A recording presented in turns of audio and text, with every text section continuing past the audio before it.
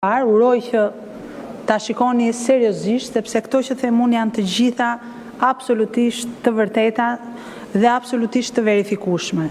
Zoti Ministër, ju i lexuat edhe një herë listën e atyre që keni konsultuar.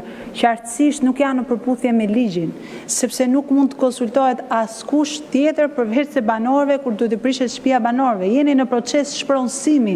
Nuk jeni thjesht në një projekt do bëjmë një qendër kulturore dhe hajt pyesim përgjithësi banorët. Jeni në një proces shpronësimi. Keni detyrim ligjor të pyesni, të dëgjoni dhe të konsultoheni me ta. Nuk është bërë. Dhe kjo është e prerë. Nga ana tjetër, ju keni nxjerrë që janë disa banesa thoni të papërshtatshme. Si? Kur s'kan shkuar kurrë?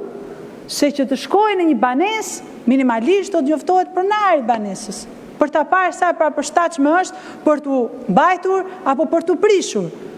Dhe kjo prap nuk është bërë. Prap nuk arritë do të thoni qytetarëve kush janë kriteret. Se një projekt duhet ketë ca kritere, kaq larg nga amfiteatri, kaq afër, kaq e vjetër, kaq e re, pra duhet ketë disa kritere. Ju s'keni disa kritere sot të shpallura për të thënë që këto kanë qenë kriteret që ne kemi zgjedhur kush do të prishen. Dhe kush i plotson këto kritere, do të prishet, kush nuk i plotson, do të qëndrojë. Sepse nuk i keni, ju keni bërë ca të nënës, ca të njerëkës, për interesa të planeve tuaja afatgjata. Dhe kjo prap nuk është të mirën e Durrësit.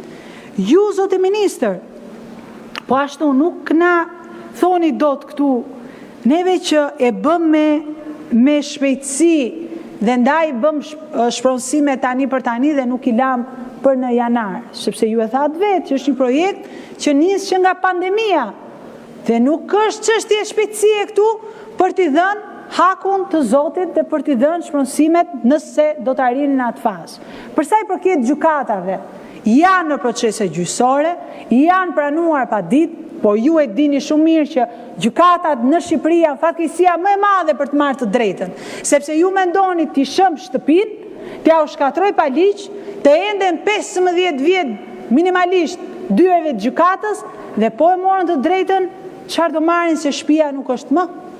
Po e morën të drejtën, maksimalisht do të marrin ndonjë dëmshpërblim tjetër. Kështu që këtu tregoni fillimisht qytetar, më pas politikan, dhe mendoni që jeni duke shkatruar jetën e njerëzve, jeni duke shkatruar trashëgiminë e një qyteti, mos u nxitoni, keni që nga pandemia, tërhiquni nga projekti, bëjeni të gjitha fazat siç duhet dhe nëse ka banesa që duhet prishen për trashëgiminë, duhet të jenë në bazë të kritereve, duhet të jenë kriteret e publikuar. Ta përfundoj fjalinë. Dhe janë të gjithë të gatshëm të bashkëpunojnë, sidomos kur bëhet fjalë për amfiteatrin, por nuk është logjike që banesat të cilat ndodhen shumë larg amfiteatrit, unë thash shkollën Jani Kukuzeli e tjera, të prishen pa kritere se kështu ka vendosur një fondacion privat. Ju jeni, sipas ligjit, garant i interesit publik dhe qëndroni në devizën që ju jep ligji. Mbroni Durrësin dhe banorët e Durrësit. Shumë faleminderit. Faleminderit, Zëra Zhupa, këtu përfundon zhvillimi i interpelancës kërkuar.